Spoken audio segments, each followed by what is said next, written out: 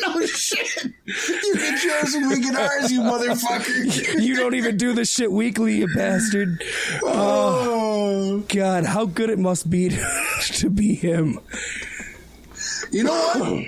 The guy has steady income, and he goes to bed with AJ Lee every night. And he really doesn't have to do a goddamn thing. No, it's horrible that I'm envious of this worthless bastard. It's so bad that he's such a shitty person, and I just want to see him wrestle more. He's such a shitty person that I want to be him for a day. And the thing is, it's a nostalgia factor. He's going to come back to wrestling and be like, oh, this ain't so good anymore. And he's not going to be good at wrestling if and when he does come back, because he's going to be so rusty and out of it.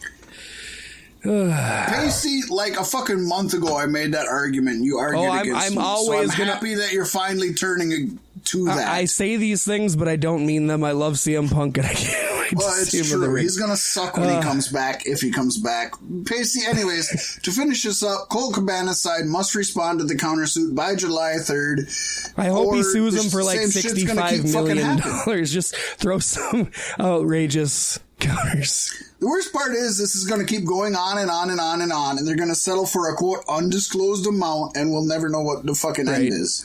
Oh, by the end of this, they're going to be best friends again. Basically, it's like watching a fucking porn and your internet goes out and you don't get to see the money shot, and you're sitting there with a fucking heart on, and you're looking at the goddamn peach sitting on the counter, and you're like, fuck, I guess I got to finish somehow.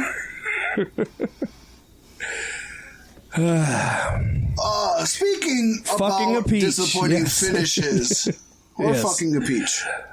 Either way, you got WWE Stomping Grounds. Oh, I stopped and I groaned. I napped a lot. Actually, to be honest, I was like, fuck it, I'm not watching it. But then I watched one match I heard was good, and I watched the very end, which Paystee said was awkward, which it was. Yes.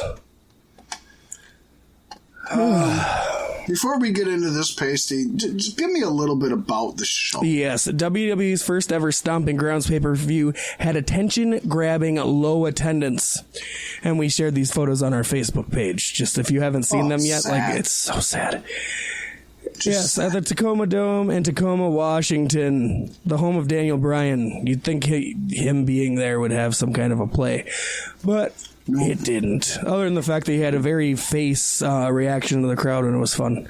But half of the seating was curtained off to hide the empty seats, despite a decent line for walk-up tickets before the show. And a lot of free tickets were given out on the day of the event. How come nobody goes to fucking Redwood Falls in Princeton, Minnesota and says, hey, here's a bunch of free tickets to a show that's 3 blocks away. Come visit us. Even if they came and said it was 3 states away, I think you'd pick it up. I wouldn't. 3 states away? You know how much money that is, Pace? A little bit. A couple of tanks of gas. Yeah, that's already a full ticket right there that you paid for now. Now, don't you feel sheepish? Defy Wrestling's Matt Farmer noted on Twitter that there was around 6,000 fans in attendance. Ouch. Which would be one of the smallest WWE pay-per-view crowds in a very long time. Possibly even in history. It's a first. And taking into consideration that the Tacoma Dome holds around 18,000 fans after the production and equipment is taken into account, that's 1/3 capacity. Oh, that is sad. Shitty. Pharma also noted that there were tons of comp tickets, and a lot of 2-for-1 ticket deals were sold, and I heard at the lowest at $20 for 2 tickets. Uncle David noted on Wrestling Observer Radio that the paid attendance for Stomping Grounds was between 4,000 and 4,500 fans. He noted that tickets were being given away at the mall earlier in the day. Man. And everybody said AEW wasn't going to have an effect on WWE, but it sure shows. You know, I honestly, I'm going to disagree with you. I don't think AEW is having an effect on WWE. I think WWE is having an effect on WWE. I think more fans would still be there with their fucking Stockholm syndrome if they didn't have a viable alternative. I don't. I think the people that... I just really don't. I don't think there's that many people... I could be wrong, but I don't. I think this is WWE doing it to itself. WWE's always gone in ebbs and flows, so to speak. And I can't remember the time it ebbed this low or flowed this low. The early 2000s, the early 90s, the late 70s. The times that I didn't watch. Exactly, Paystee. That's the point. So we're going to start this card off with the best match of them all, I think, in my opinion. And that was on the pre-show, with Drew Gulak defeating Tony Nese and Akira Tozawa for the 205 Live Championship. Pretty fucking epic. That was my pick, I do believe. That was your pick. But it doesn't matter.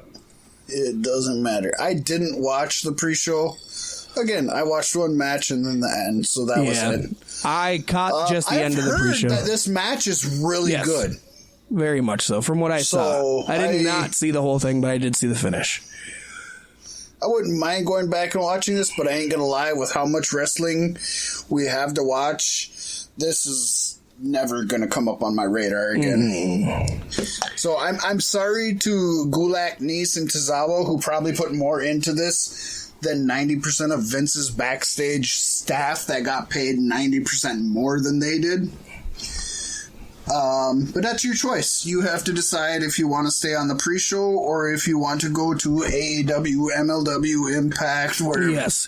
And if we go over on this podcast, I'm not willing to go over because of Stomping Grounds. So we are going to rip through this rather quickly, talking on the things we need to talk about. But we're going to give it about as much attention as we gave it when we watched it.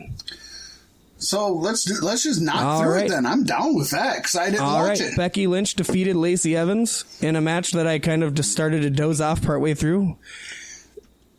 I heard that this was a match that could have been a full episode of Botchamania. That's what I've heard. And I heard they have no chemistry together. They don't, but... Which is sad because I love Lacey Evans and I love Becky Lynch. Yeah. But if they had chemistry, it would just be Charlotte Flair versus Becky Lynch. That's all. You know what I mean? Lacey Evans is Charlotte Flair. It's pretty much the same thing. I was hoping more talented. Yes. And then we had Kevin Owens and Sami Zayn defeating the New Day. Bringing you up 2-0. Ricochet defeated Samoa Joe. I watched this match. This was an awesome match. They both showed who they are. Great things to say about this match. Go back and watch this match, I definitely think it's worth it.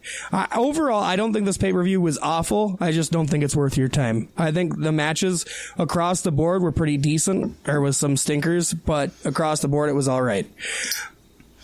For $10, it's all right, but... Yes.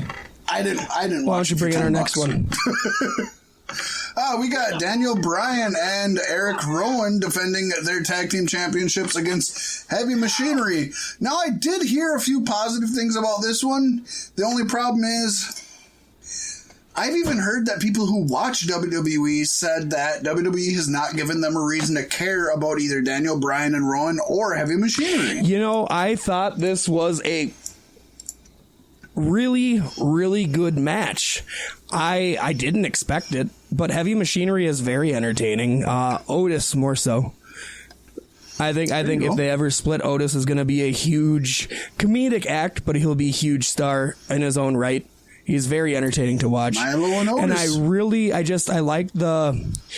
Rowan's a big guy like them, but Daniel isn't. And so it put this in a very non-typical Daniel Bryan match kind of range of motions. And I really liked the play here. Sort of the original Hart Foundation with just Bret and Neidhart, right? Yeah, I thought this match was a lot better than I had expected. And God, do more of this stuff. Like, I never would have thought Daniel Bryan versus these guys. No.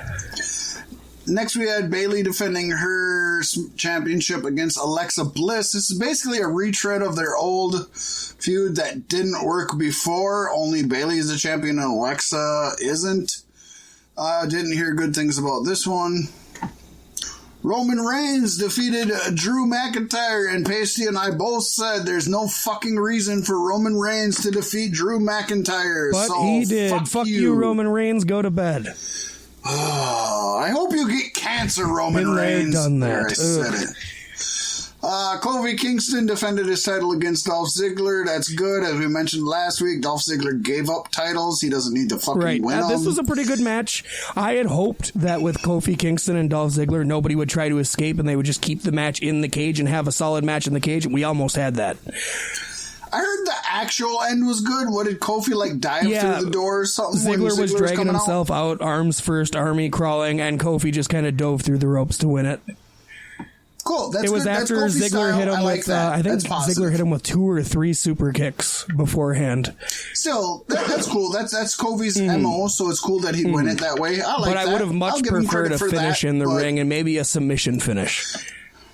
I also heard they didn't use the cage enough. But that's not what I wanted from this. You know, Dolph wanted it to keep everything on an even keel. I really wish it would have stayed. You don't get cage matches in WWE. There was one cage match in the fucking pay-per-view. I didn't want them to use the cage. Okay, Paystee. Moving on, Seth Rollins defeated Baron Corbin and kept his title. I heard this was a horrible fucking match. I heard nothing good about it. It was really bad, but what's worse than the match is I think what happened after the match.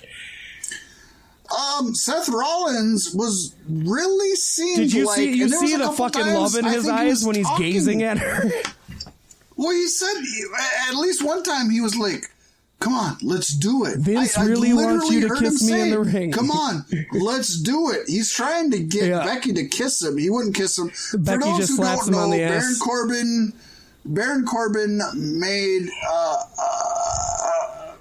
Lacey Evans, the special guest referee. Becky Lynch ended up coming in, beating up Lacey Evans. In the end, a regular referee came in and Seth Rollins won, and then Lacey and Rollins were in the middle of the ring, and Rollins was trying to get some love. Not from Lacey, from Becky. Yes.